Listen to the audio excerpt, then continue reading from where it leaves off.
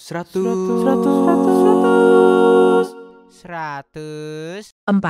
Melbourne FM.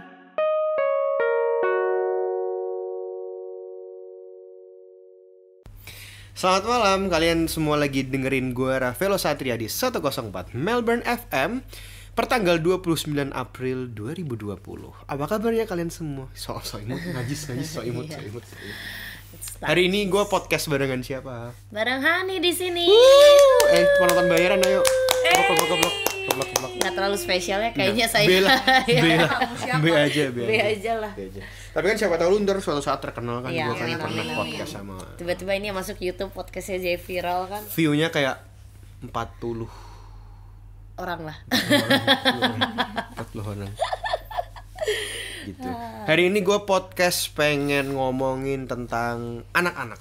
Ihiu. Cara mendidik anak. Cikiwiwu. Jadi lu janda beranak berapa ya? Jadi saya ini ditinggal suami. Amin. Saya janda yang masih perawan. Coy. Cici banget ya semua itu.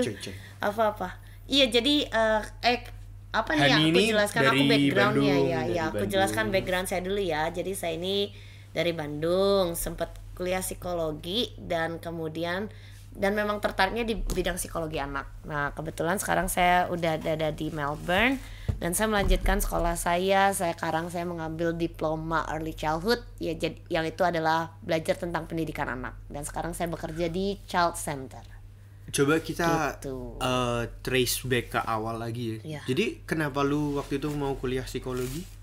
Tapi memang mau kan at least. Maksudnya at least bukan memang suka bukan psikologi. kayak salah ambil jurusan atau memang suka karena psikologi menarik ya, memahami orang, memahami jadi manusia. memang lu suka dari dulu kan? Iya, memahami kan semua di psikologi itu kan semua tingkah laku tuh pasti ada penyebabnya gitu, semua behavior tuh ada penyebab. Jadi itu yang bikin gue tertarik. Tapi sudah belajar, kayak gue lebih tertarik ke anak-anak mungkin karena memang dan memang tahun keberapa kayak ada penjurusannya iya gitu. di semester kelima ada penjurusan mau ambil bidang apa gitu. Dan ya kayaknya gue makin tergerak aja buat mendalami anak-anak ya begitu. Iya. Begitulah. Calon Kira-kira. ibu idaman lah Iya. ya gitu berarti. Yo buat teman-teman Elo yang single. Iya, buat teman-teman gue yang single, ketik rek spasi Hani. Kamu butuh istri? Aku siap. Hani siap di madu. Gila. Siap di Hani. Parah, Iya, parah. Hani siap di Hani. Kenapa lu tiba-tiba kepikiran mau nanya topik ini sih sama gue? Ntar belum masuk ke sana. belum masuk ya. Tektokannya kurang. Tektokannya kurang. Tektokannya kurang. Dikat ya. Dikat. Waktu itu lu kan sempat kerja juga di Indo. Iya, sempat Itu kerja. sebelum lulus atau setelah lulus? Sebelum lulus sambil ngerjain skripsi, ngajar jadi guru TK di High Scope International School. Oh, itu memang lu berniat atau kayak Memang gua berniat. atau kayak sorry to say misalnya karena bokap lu kenal sama apa gitu misalnya. Oh enggak, bokap gue kenal sama Menteri Pendidikan tapi gue nggak lewat jalur kayak gitulah. Saya mah humble aja orangnya. Kebetulan papa saya ngajarin saya harus rendah hati. Kebetulan waktu itu saya lagi butuh uang sebenarnya. Tapi ini true story. Terus ya beneran True lah. story. Soalnya kan ya udah skripsi juga. Terus gue kan memang sambil ngelesin kan. Terus gue pikir ngelesin kan nggak stabil ya pendapatannya. Terus kebetulan ada lowongan kerjaan di sekolah itu. Terus menurut gue searching oke lah, maksudnya sekolah internasional jadi bisa improve Inggris gue, terus lumayan bonafit lah kelihatan sekolahannya gitu. Ya udah akhirnya gue apply lah di situ. Masuk. Dan keterima. Susah nggak Apanya? masuknya? Enggak sih, paling interview doang, terus udah gitu ada trial kayak sekali trial dilihat gimana interaksinya segala macam. Terus ya udah oke. Dan masuk. Apa yang lu urusin anak TK gitu? Jadi itu sekolah pre-elementary school. Jadi dia dari umur dia ada kelas baby sih, tapi banyaknya udah mulai masuk di umur Baby setahun. lu ajarin baby di sini at least yang bisa ngerangkak maksudnya. Iya. Gue pikir merangkap. bayi yang baru jebol bisa apa? Enggak lah, rata-rata 8 bulan ke atas lah babynya. Berarti lu ngurusin sekitar 1 sampai 5 Iya, 1 sampai 6. 1 sampai 6 tahun lah. Terakhir tuh gua ngajar di kelas yang umur 6 tahun. Itu apa Pak yang lu ajarin, Pak? Ya bermain dong, itu mah Ya bukan bermain lah. ngajarin ya. Karena memang sekarang Tapi butuh kan skill khusus pasti ya. Karena ya pasti karena lu harus mencari hal yang diajarkan dari permainan mereka. Kayak misalnya mereka lagi main kucing sumput gitu, main lari-larian, lalu harus tapi menarik materi yang diajarkan. Tapi lari-larian itu ada di dalam kurikulum. Ada. Serius? Ada. Kan sekarang tuh kurikulumnya, menurut gue sekarang kurikulumnya semua bergeser. Kalau dulu kan duduk menulis, sekarang kurikulumnya itu adalah bermain itu adalah kurikulum sekarang dah. Nah, masalahnya guru yang harus kreatif dari permainan harus bisa mengajarkan suatu materi. Itu yang menantang menurut gua, yang agak susah. Soalnya namanya orang udah suasana main sama kejar-kejaran, tapi tiba-tiba lu ngomong, tahu nggak kalau kita larinya di tempat landai bisa lebih cepet loh daripada lari di tempat yang incline kayak gitu kan. Ada sesuatu. Iya, harus ada sesuatu konsep yang diajarkan. Ini mah jokes ya, Tapi kalau lu ngomong gitu, gue tiba-tiba kepikiran kayak lagi di ruang rapat nih, terus kayak coba Hani, kamu ada ide apa untuk misalnya ngajarin anak-anak? Terus ini mah jokes ya. Tapi berarti lu bisa dong bilang kayak gini. Ya saya sih ada, Bu. Cuman ya kalau saya digaji cuman segini ya. Maksudnya nggak, soalnya gue tiba-tiba tiba-tiba dia jokesnya nggak dapet. Tapi maksud gue tuh, poin gue adalah, soalnya gue ngerti banget maksud lo tadi ngomong kayak itu mah tergantung kreativitas gurunya ya. Cuman kayak sama kayak di kitchen dong. Misalnya kita tiba-tiba rapat terus lu ada ide apa buat restoran ini gitu. Ada ide menu apa lah.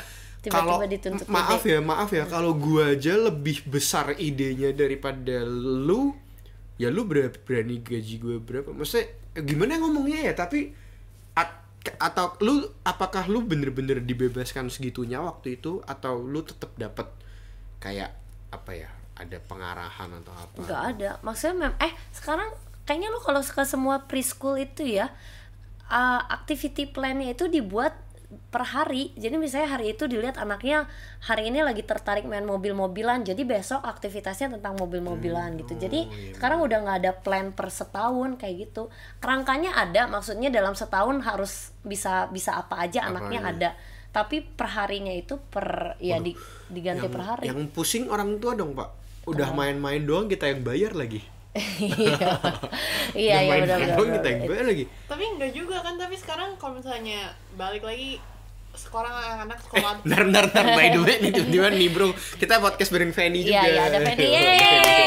Sekolah dari rumah kan, biarpun anaknya masih kecil, susah Pak.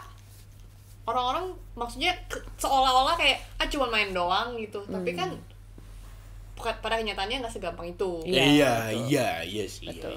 Jadi wajar bayarnya mahal. Karena kata Desta, guru-guru itu Iya, tapi memang susah sih ngajarin. Iya, susah. Apalagi anak zaman sekarang. Iya. Zaman now. Lu baru tektokan ini. Lu kenapa nanya? Lu kenapa sih coba nanya Iya, anak? bagus. Soal anak tuh out of nowhere gitu. Pengen punya anak. Gue pengen punya anak. Lu pengen punya anak? Pengen, tapi nggak sekarang lah, gue mah. Besok lah ya. Besok malam lah. Amit. Nggak sekarang. Gue cuman tiba-tiba kemarin random aja kepikiran gitu. Misalnya siapa sih nama anak-anak Cina siapa Pak misalnya? Asyong. Tommy. Jangan buat Asyong. Kata lu Cina anak Cina. Cina banget. Lu 2030 bakal namain anak lu Asyong, dibully itu pasti ntar. Matthew misalnya. Matthew jangan, itu ke Inggris. Terlalu western ya. Inggris ya. Matthew tapi nulisnya M-E-T-I. Matthew. Misalnya Joshua, misalnya. Boleh. Ayo Joshua, abis main, misalnya dia main Lego, abis main diberesin gitu. Gue tuh kemarin tiba-tiba kepikiran aja. Terus anak nakal-nakalnya umur berapa? 3-4 gitu kali ya. Iya, umur 3. Terus misalnya anak lagi nakal-nakalnya terus nggak mau nyanyi terus dia lari-lari gitu. Gue tiba-tiba kepikiran kayak gitu, terus tapi gue tiba-tiba kepikiran gue nggak tahu juga harus respon apa gitu. Ya menurut lu gimana? Punya tali nggak Bapak? Taliin aja gini aja kita diemin kan, terus lihat aja lu ntar gue sekolahin di UMN. Lu masuk SD Impress lu. Gue sekolahin di negeri lu, lihat aja lu. Biar jadi blangsak lu anak. Gue sekolahin di BINUS yang bukan internasional lu, lihat lu. Iya, tapi itu ya maksudnya ke pertanyaan itu, menurut gue satu poinnya, orang-orang kadang suka lupa bahwa kehidupan itu adalah proses belajar. Yang namanya proses itu nggak sehari beres, nggak sehari bisa. Anak sekali nggak mau clean up terus disuruh clean up besoknya mau kan, itu tidak mungkin terjadi hal itu. Gue tiba-tiba keingetan lu ngomong kayak gitu, terus gue jadi inget kita kadang-kadang ngejudge anak kecil tapi kita sendiri lupa ya. Maksudnya ibaratnya kita pernah di titik ya kita misalnya ngomong kasar, kita bisa naik sepeda kan juga ya kata lu nggak sehari jadi. Ya, betul. Kita ya apalah ya, misal Fanny apa make up tuh apa sih? Hairdresser ya kan, nggak mungkin lu sehari langsung jago. Iya, betul. Bener sih, tapi omongan lu bener. Tapi kalau menjawab tadi, anak yang kayak gitu enaknya diapain? Diajak ngobrol. Enggak, ini gue serius. Gue serius. Enaknya ya pasti diajak ngobrol lah. The only way kan komunikasi ya. Ayo Joshua nggak boleh kayak gitu. Iya, paling ya pasti komunikasi, dijelasin kenapa harus clean up, kenapa. Misal Joshua-nya umur 2 tahun gitu lah, nggak bakal ngerti. Kita jelasin tuh kayak kenapa harus clean up? Ya soalnya kalau nggak clean up nanti kamu kesandung jatuh. Konsep itu kan belum ada di pikiran dia. Nah, tapi cara paling gampang adalah menjadi role model bagi dia. Pertamanya misalnya, yuk beresin bareng yuk. Kita beresin bareng. Soalnya anak segitu belum mengerti konsepnya, belum mengerti konsep sebab akibat kan. Jadi yang mengerti ya kasih role modelnya dulu. Kalau misalnya ternyata masih nggak mau, ya sebenarnya ini bisa di time out, tapi time out itu menurut kurikulum sekarang tuh udah nggak boleh. Sih time out itu. Iya. Jadi tapi belum ada penggantinya juga buat time out. Orang-orang pada bilang kalau nggak mau di time out kasih tahu konsekuensinya apa. Tapi menurut gue anak umur 2 tahun kan belum mengerti ya konsekuensi itu apa. Tapi tadi bagus. Ya udah, kita misalnya jangan ngomong, kita misalnya ngomong anaknya jangan umur 2 tahun misalnya. Tapi gue tadi juga mikir, menurut lu ini parenting, kayaknya sih jawabannya enggak ya. Cuman menurut lu ini parenting yang bener nggak? Misalnya nggak diberesin kan, dibiarin terus biar dia kena batunya sendiri maksudnya. Terus ya misalnya dia lagi jalan terus kesandung, terus kita yang kayak tuh itu akibatnya kalau kamu nggak beresin nanti nenek kesandung. Itu apakah itu part of parenting nggak? Ya bisa juga. Jadi ada efek jera gitu ya? Iya bisa juga, tapi kan ya itu hal itu bisa diterapkan dalam situasi apa sih? Maksudnya kalau situasinya berbahaya kan tidak bisa kita terapkan. Misalnya anak main colokan listrik terus kita ambil kan kesetrum kan. Mama bilang juga anaknya apa? Lagi, oh ya. Bisa ditolongin gitu kan. Ya jadi konsep itu kan ya bisa dipakai, tapi untuk konsep yang sehari-hari gitu kan. Tapi kalau misalnya berbahaya kan ya nggak bisa gitu juga maksudnya kali, gitu ya. Ada mainan dibiarin terus dia kesandung jadi patah kakinya kan nggak jadi gitu juga efek jerahnya kan ya terlalu berbahaya gitu loh. Kalau misalnya itu kan tadi apa yang udah nggak masuk zaman sekarang tuh time out ya, kayak misalnya dikasih hukuman gitu kan. Nah kalau misalnya sistemnya reward gimana? Apakah kayak bagus jadi apakah spoil terlalu spoiling ke dia atau gimana? Nah itu tuh reward juga udah tidak diperbolehkan sekarang itu, bukan maksudnya di Australia ya. Mungkin di Indonesia pun menurut gue mungkin dalam 2-3 tahun ke depan mungkin reward itu akan digantikan, karena reward itu pada akhirnya menurut research menghasilkan anak yang praise junkies. Jadi melakukan karena gue dapet reward, karena external motivation. Yang menurut itu penggantinya itu adalah komunikasi, yaitu jadi kalau kamu melakukan ini sih. Bener. Kamu mainannya nggak hilang, tapi kalau misalnya kamu tidak melakukan, mainan kamu hilang kayak gitu. Tapi balik lagi itu kan proses, itu tuh proses lama. Proses lu sekarang dikasih tahu nggak mungkin besok dia ngerti. Kalau reward mau sehari ngerti, sekali kasih tahu besok ngerti. Beresin dapet coklat, langsung ngerti kan, langsung nangkep. Tapi dia nggak ngerti konsepnya lah dibalik clean up itu kan bukan buat dapet coklatnya, tapi buat lu suatu saat dia beresin gak dapet coklat dia ngamuk kan. Gitu. Nah maka bergeser. Pertanyaannya berarti sekarang ya itu tadi ya, kita balik ke susahnya parenting lah.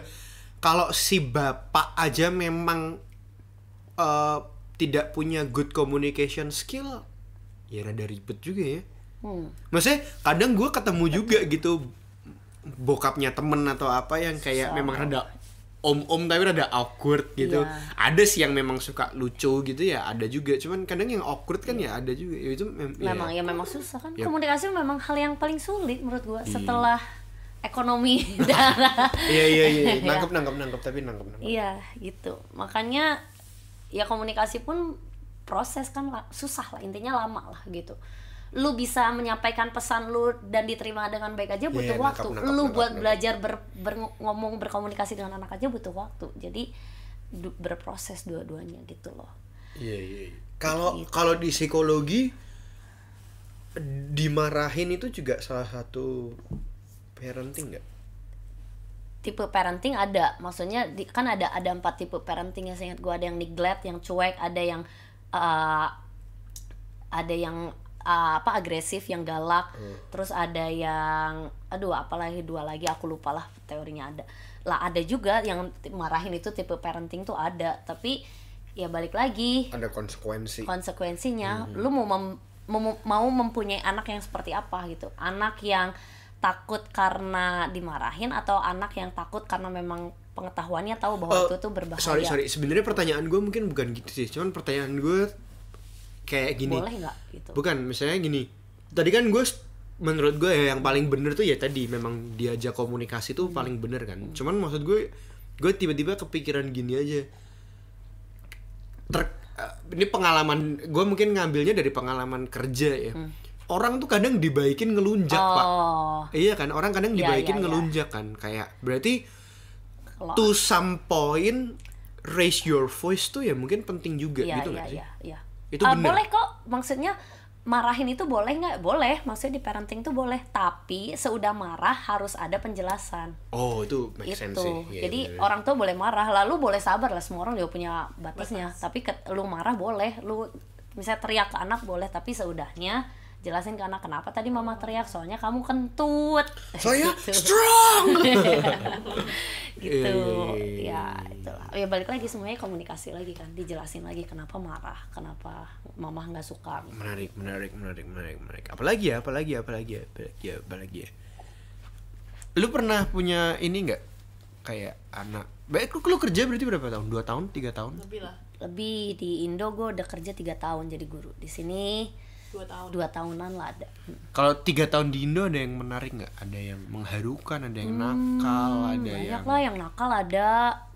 Yang seru tuh kalau udah gue ngajar di kelas yang 4-5 tahun, itu kan udah mulai ngerti, mulai ada konsep geng kayak gitu. Jadi ada geng yang cewek-cewek, dulu zaman gue ngajar tuh lagi seru itu, ganteng-ganteng serigala. Jadi anak-anak ceweknya itu mereka sering nonton itu, mama papanya kayak nggak tahu deh, tidak mengontrol itu. Jadi si anak-anak mungkin sama Encu sih, jadi si anak-anak itu mereka berempat tuh sama-sama suka nonton ganteng-ganteng serigala, terus kayak bagi peran lagi kamu jadi ini ya gitu. Iya.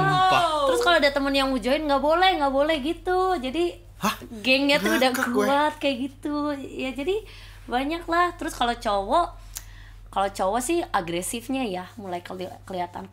Ketua gengnya tuh kelihatan. Dulu gue ingat ada satu anak namanya ya Reinhard namanya. Wah dia tapi ketua gengnya Sinaga nggak? Takut tapi dong. Tapi umur berapa anak-anak mulai itu dia 5 tahun deh. Mereka 5 tahun. 5 tahun tuh 4-5 tahun. Udah bisa mulai suka-sukaan gak sih? Maksudnya udah tahu cowok cewek gak sih? Iya tahu cowok cewek. Tapi sebenarnya mereka nggak tahu konsep suka itu apa. Yang mereka tahu mungkin nature ketertarikan sama dia gitu. Iya, nature tapi belum mengerti bahwa konsep cinta 5 yang tahun gitu. itu TK aneh. TK setahun sebelum kelas 1 kan? SD. TKB ya. TKB. Gila ya. Makanya ya gila lah itu udah mulai ya itu. Terus apalagi ya pernah ada yang aneh-aneh ya banyak sih. Anak cowok ngegeng. Waktu itu gue inget banget, gue lagi duduk lagi bacain materi, terus tiba-tiba mereka tuh di pojokan tuh ternyata motongin es krim stick. Kan ada satu basket di art area gitu, art corner, jadi ada popsicle stick gitu. Terus mereka diam aja di pojokan, motongin semuanya, diputusin. Terus gue tuh bingung, gue datengin, ngapain kalian, what are you doing? Terus mutusin gitu, terus semuanya nunjuk ke si Reinhard. Jadi si Reinhard itu yang nyuruh mereka. Marah lah gue murka. Apa tuh? No point, mereka memang pengen aja gitu loh. Ayo kamu aja, Jeremy potongin popsicle. Dan nurut ya. Nurut, jadi si Reinhard itu jadi sosok leader lah menurut mereka tuh, sosok kerennya gitu. Iya, jadi makanya menurut gue anak itu biarpun masih kecil tapi punya bibitnya loh. Maksudnya ada bibit leadernya, ada bibitnya. Jadi nggak bisa dilihat dia masih kecil, tapi dilihat dia tuh individunya menurut gue sih. gue penasaran. Kan jadi karakteristik si anak di sekolah kan macam-macam tuh ya. Ada yang dia jadi leader, ada yang dia yang orangnya ngikut jadi nggak pernah mau jadi leader gitu. Jadi aku mah follower. Apakah itu memang dari bawaan dari sananya? Apa karena dipengaruhi lingkungan di rumahnya? Itu sebenarnya masuk ke situ. Apa gimana kayak bagus, misalnya mama papahnya memang di rumahnya apa sih bossy gitu, jadi anaknya jadi bossy gitu. Itu salah satunya nggak sih? Itu that's actually one of the question juga sih, kayak jadi menurut lu sifat anak mencerminkan sifat orang tua nggak? Mencerminkan pastilah, kan peribahasa buah jatuh tak jauh dari pohonnya kan itu berlaku. Nah tapi ada teori psikologi yang bilang anak itu ketika lahir tuh kayak selembar kertas putih. Jadi yang mencoret-coret hidupnya adalah lingkungannya. Tapi sebenarnya udah ada bawaannya juga udah ada. Nah tapi lingkungan terdekat dari anak kan adalah keluarga. Jadi yang pertama kali memberi coretan di kertas kehidupan anak adalah keluarga. Soalnya kayak gitu. Jadi ya bisa jadi misalnya si anaknya jadi submisif gitu, mungkin karena orang tuanya lebih powerful. Bisa jadi gitu kalau ditelusuri latar belakangnya kayak gitu. Dan mungkin juga udah kayak gitu terus ketemu di lingkungan sekolahnya ada temen yang lebih leader juga. Jadi akhirnya semakin submisif. Tapi mungkin kalau ketika dia berada di lingkungan yang lain mungkin nggak segitu followernya gitu mungkin. Soalnya kayak penasaran nggak sih misalnya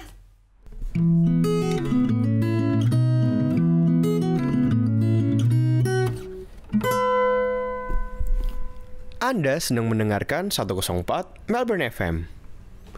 Dua anak nih ya. Ibaratnya nggak usah dua anak yang adik kakak, kembar Beda. Kembar aja maksudnya dia kan tumbuh dengan kondisi keluarga yang sama, orang tuanya sama. Oh iya, tapi itu gimana? Tapi karakternya beda. Tapi itu padahal gimana? kan kata lu lingkungan mempengaruhi sifat dan karakter jadi nanti di tempat lain ya kan di tempat umum gitu kan di luar lingkungan keluarga. Berarti kan dia pasti ada sifat bawaan yang dia bawanya kan dari itunya. Mungkin itu yang membedakannya kali ya. Atau mungkin reaksi kali ya. Iya. Jadi seiring dia tuh dalam tanda kutip grow old kan pasti ya dia punya akal untuk berpikir kan. Iya. Mungkin ibaratnya ini misalnya pakai contoh orang tua yang galak. Yang satu semakin dia udah bisa mikir kayak gue digalakin nggak apa-apa, tapi yang satu rebel misalnya. Digalakin, iya. Mungkin lebih ke itu kali ya, lebih ke penerimaannya. Lebih ke reaksi kali ya. Makanya kan anak itu sebenarnya udah ada bekal bawaannya kan. Kenapa makanya bisa ada satu anak kalau dimarahin jadi nurut, yang satu anak kalau dimarahin jadi kata lu rebel lagi karena memang mungkin sebetulnya dia udah ada bawaannya, cuman keterima ke dianya gimana aja. Nah, rasa keterima di mana dianya kan tergantung dari sifat bawaan yang dia punya. Gitu. Menarik ya.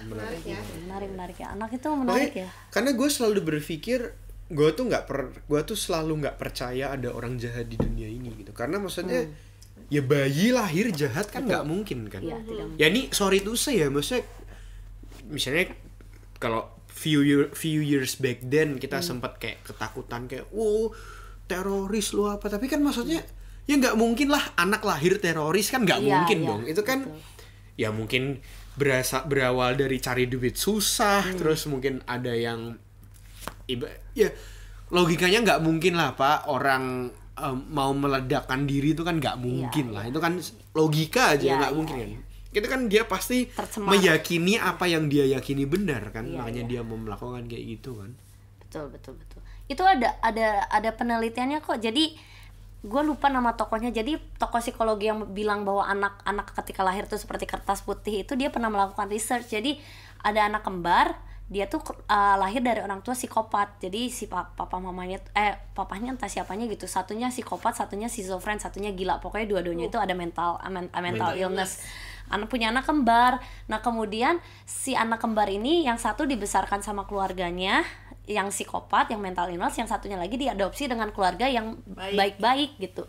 Terus ketika besar si anak yang memang kan mental illness tuh menurun ya, ada keturunan, ada faktor gennya juga kan.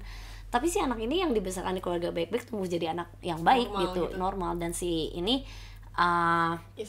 satunya lagi memang menurut ke orang itu psikopat itu. Tapi sebenarnya ada jadi ketika dites psikologi si anak itu memang ada kecenderungan psikopatnya masih ada gitu si anak ini, cuman tertutup dengan karena lingkungannya baik kayak gitu. Jadi ya itu benar kata lu, anak lahir semuanya tuh baik, pada akhirnya lingkungannya kok yang mempengaruhi. Kayak yang lu kayak ini mungkin ya kayak LGBT juga kali ya, misalnya bisa ada yang kayak suka ngomong oh gue nih cewek tapi kejebak di tubuh cowok atau sebaliknya. Mungkin ya secuil lah, mungkin bibitnya ada, cuman yang lebih nge-trigger itu ya mungkin nggak tahu juga ya mungkin itu mungkin di abuse sih, mungkin. Itu kompleks loh. Soalnya gue pernah nonton anak umur 4 tahun dia udah secara frontal ngomong ke mama papanya, anak pertama satu-satunya keluarganya normal, mama papanya laki-laki dan perempuan.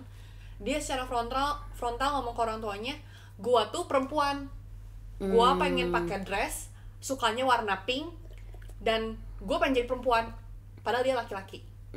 Tapi lu kalau gitu gimana Pak? Anak umur 4 tahun, maksudnya kalau gitu gimana Pak? Anak masih kecil loh kan, dia pasti belum terlalu tercemar nonton yang gay gitu pasti belum terlalu kayak gimana kan. Tapi sosok orang tua sih kayaknya ya. Maksudnya harus. Tapi orang tuanya normal. Enggak, maksudnya harus kuat memberi pakemnya lagi bahwa soalnya mungkin ada juga lah waktu kecil mungkin gue juga cewek mungkin tertarik mainan mobil cowok gitu, mainan cowok atau enggak cowok tertarik ngelihat mamahnya make up jadi kepengen make up gitu. Tapi mungkin kalau orang tuanya bisa ngasih pakem lagi bahwa ya ini yang dilakukan wanita, ini yang dilakukan pria, mungkin ada pakemnya ya, jadi kebentuk pakemnya lagi. Tapi itu juga yang dialami teman gue nih, penasaran gue jadinya.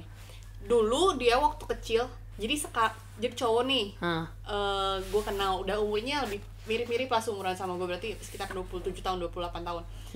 Dia merasa dia tuh sebenarnya pengen jadi perempuan tapi dia laki-laki.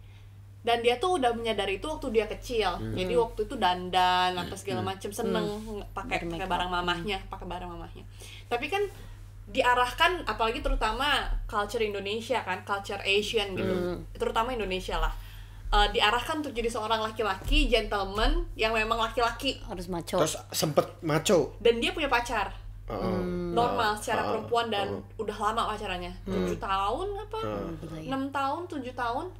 Tapi dia cerita ke gua, dan dia sekarang udah suntik, hormon, terus belajar make up, beli rambut palsu, beli belanja bajunya pun udah belanja baju perempuan, pakai heels dan segala macam.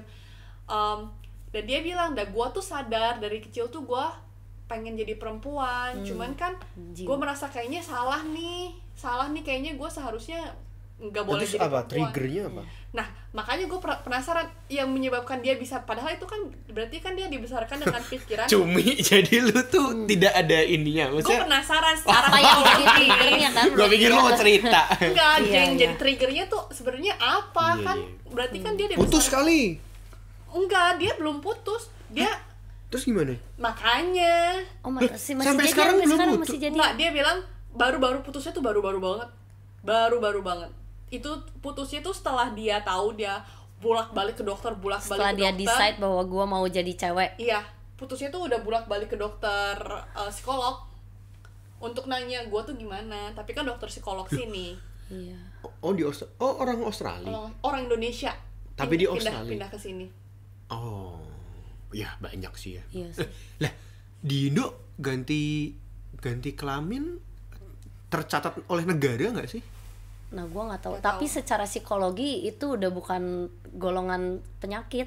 Sekarang dulu kan masuk sexual disorder kan, tapi sekarang udah dikeluarin dari kitab psikologi. Jadi kalau ada orang yang LGBT, maksudnya di Indo pun secara psikologi, kalau tidak ada Indonesia kan nilai moralnya kuat ya. Kalau Indonesia nggak punya nilai moral kuat, psikolog di Indonesia udah bilang bahwa oh ya udah do as what you want gitu. Tapi kan karena secara kita asosiasi psikologi udah tidak termasuk sexual disorder, jadi kita nggak ada larangan buat kalau misalnya lu psikopat kan kayak lu harus terapi lah. Kalau ini udah bukan sexual disorder, jadi go for it. Tapi yang menghalangi kan nilai moralnya di Indonesia, jadi kita masih kalau ngomong law gimana?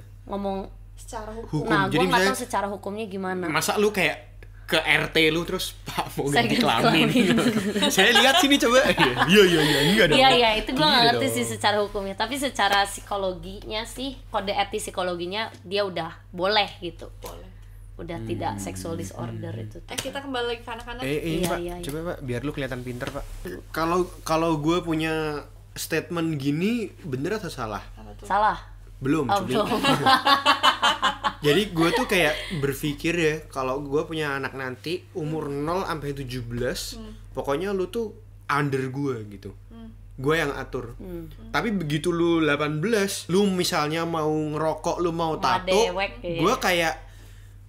gue kayak merasa gue udah tidak punya hak lagi untuk gue pasti akan menegur gitu. Iya, Tapi iya. maksudnya apalagi kalau anak gue cowok ya, sama cowok, maksudnya kayak ya gue udah nggak punya. iya. Itu salah atau bener sih kalau gue mikirnya kayak gitu? Ya maksudnya kalau lu dikaitkan di Indonesia mungkin jadi salah ya, karena kan di Indonesia Udah, umur jangan ngomong sampai Indonesia lah. itu. Tapi kalau misalnya secara tingkat kedewasaan emosional, ya itu betul, karena memang gue lupa di umur 18 nggak tuh di umur 21, kayak waktu gue belajar tuh umur 21 deh. Umur 21 itu dianggap udah masuk dewasa kan, kategori dewasa. Nah ketika seorang udah mencapai umur 21 itu adalah seorang yang penuh secara pribadi, maksudnya penuh untuk mengambil keputusan, penuh untuk Sendiri, berpikir, penuh untuk pokoknya segala sesuatunya sudah mengerti, mentalnya tuh sudah matang kayak gitu. Jadi ya kalau itu masih kategorinya masih 21 udah dianggap matang, ya berarti udah bisa lah ya. Nggak tahu, mungkin sekarang udah bergeser kali ya, di kerangka umurnya udah di mana. 41 mungkin sekarang. Mungkin di 41 mungkin. Iya, jadi ya betul ya. Tapi ya itu makanya lu punya waktu misalnya 18 tahun, lu punya waktu 18 tahun loh. Kan memang Untuk mendidik. iya, periode Mas anak kan di 5 tahun pertama. Lu 5 tahun pertama lu bagus, kesananya lu tinggal terusin fondasinya.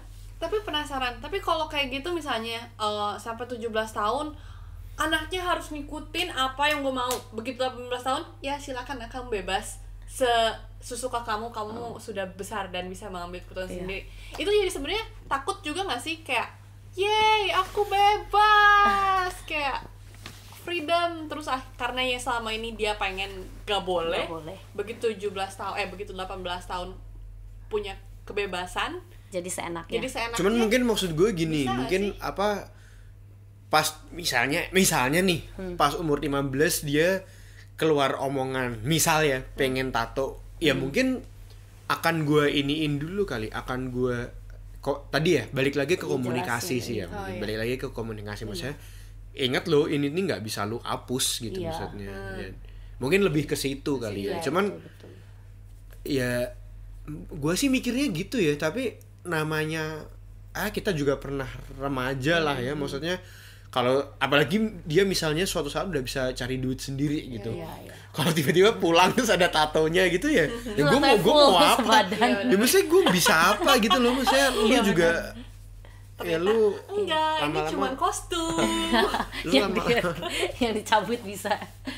Ya itu ya maksudnya ya benar, sama 18 tahun itu kan proses ya. Ya prosesnya kan bukan proses si anak harus ngikutin, tapi proses membentuk pemikirannya, pola pikirnya. Iya. Paling susah remaja tapi kali ya mungkin. Iya kan, kalau di grafik tuh yang fluktuasinya paling tinggi kan di remaja, bisa high banget, bisa drop banget. Gue tiba-tiba kayak ngajarin sex education gimana? Makanya gue mau punya anak tapi udah sampai umur 10 tahun lah udah. Kesananya terus lu bunuh. Amit-amit ya Allah. Serem ya. Gue nggak mau punya anak. Soalnya gitu. kebayang nggak sih, anak-anak itu kan apalagi remaja banyak ngabisin waktunya kan setengah hari aja udah di sekolahan. Kan kita nggak tahu dia temennya sama anak macam apa yang tumbuh dari keluarga macam apa ya Dun. Engagingnya bingung ya. Bingung. Kayak Ya, seks apa itu seks? Bingung. Maksudnya anak zaman sekarang terutama ya, pasti dari umur dini itu, usia dini juga pasti udah tahu kan sebenarnya. Alah, cowok mah SD. Iya, cowok mah. Exactly. Orang usia puber sekarang makin mundur. Iya kan? Iya. Nah, berarti kita harus ngejelasinnya lebih awal lagi kan, sebelum mereka tahu konsep seks yang aneh-aneh dari luaran ya. Benar. Lebih bingung lagi dong gimana jelasinnya. Ya harus sesuai tahapnya lah. Ya kalau anak kecil kan berarti diajarin cewek cowok. Gue jadi pengen belajar communication skill. Wah, Cewek cowok gimana? Oh, ini cewek tuh seperti ini, cowok Lah, punya ini. masalahnya Pak, lu kan tahu konsep itu kan, tapi untuk membahasakan itu ke anak-anak ya yang susah ya. Untuk membuat anak-anak ngerti ya. Misalnya nggak usah ngomong anak-anak deh. Gue tiba-tiba kepikiran, ya misal lu di gereja, terus pendeta lu tuh terlalu pinter S3 gitu. Ya mungkin dia ngomong sebenarnya ada isinya. Tapi cuman dia tidak aja. bisa membahasakan itu ke jemaat. Bisa sama kayak kayak gitu kan sebenarnya. Gue pernah tuh kayak gitu punya anak lagi main anak kan kecil suka main bayi-bayian kan. Terus tiba-tiba si bayinya dimasukin ke baju gua gitu. Terus gue, kenapa dimasukin ke baju gua? Bayinya dimasukin ke baju bayi bonekanya itu dimasukin ke baju gua, ke bawah gitu. Iya, terus Miss hamil kayak gitu. Terus gue langsung jeng. Ayo lo gimana lo jelasin. Iya, terus kan gue tanya lah, kenapa Missnya hamil? Iya, soalnya Missnya punya baby di perut. Kenapa emang ada yang punya baby di perut? Iya, Mami lagi punya baby di perut, katanya kayak gitu. Miss mau hamil nggak? Katanya gitu. Nih saya kasih baby, katanya gitu. Tapi untung belum paham dan untung tidak bertanya aneh-aneh. Tapi dia tertarik di situ. Lo ada nggak yang waktu itu anaknya bikin terharu gitu? Anak bikin terharu?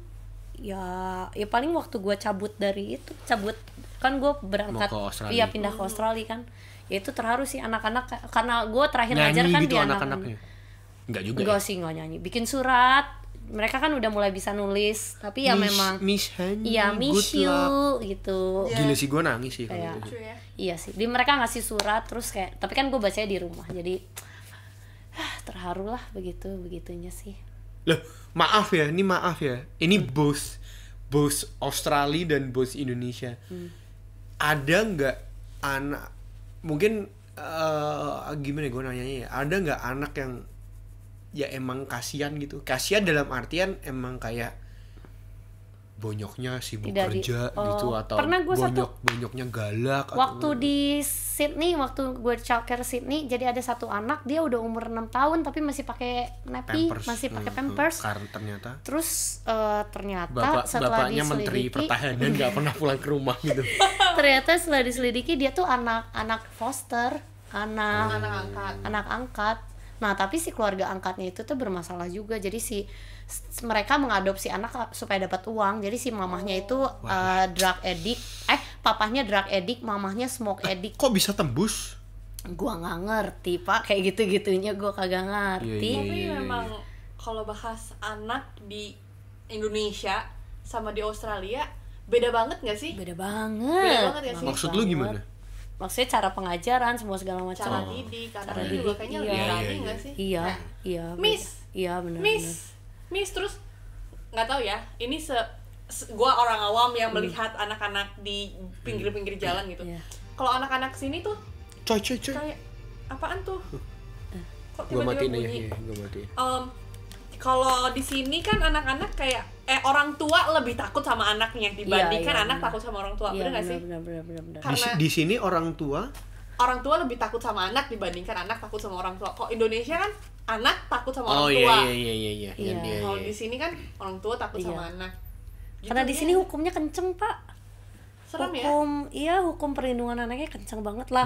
Lu nampar anak aja lu bisa langsung kena penjara loh. Dan orang yang melihat itu tuh harus melaporkan. Kalau nggak melaporkan, kena hukuman.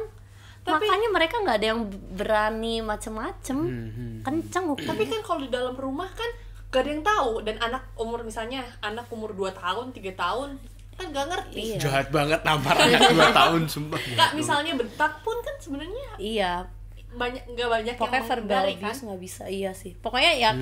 Itu juga tanggung jawab center. Jadi misalnya ke childcare nih terus ngelihat ada, pokoknya tiap ada bekas luka itu harus selalu ditanya ke orang tua. Itu attention nomor 1. Pokoknya begitu datang misalnya ada memar di sini, dianterin sama orang tua harus ditanya ini kenapa memarnya, jatuh, ya udah.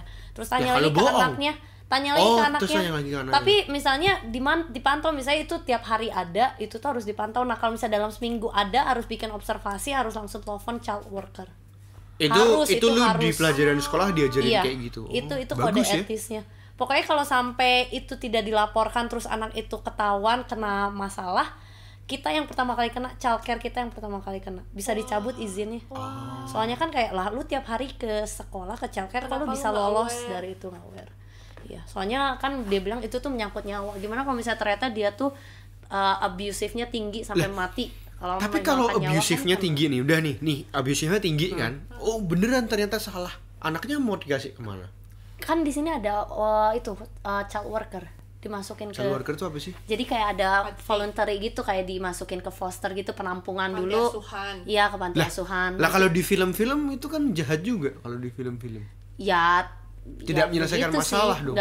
Nggak tahu juga ya, maksudnya pasti ada kekurangannya lah di foster. Menunggu diadopsi ya? Iya, nunggu diadopsi. Di foster kan lu pasti nggak bakal dapat kasih sayang orang tua, ya pastilah gitu. Tapi cuman paling nggak lu nggak ada kekerasan. Iya, tapi nggak, seenggaknya lu menyelamatkan nyawa, dia nggak bakal mati gitu aja.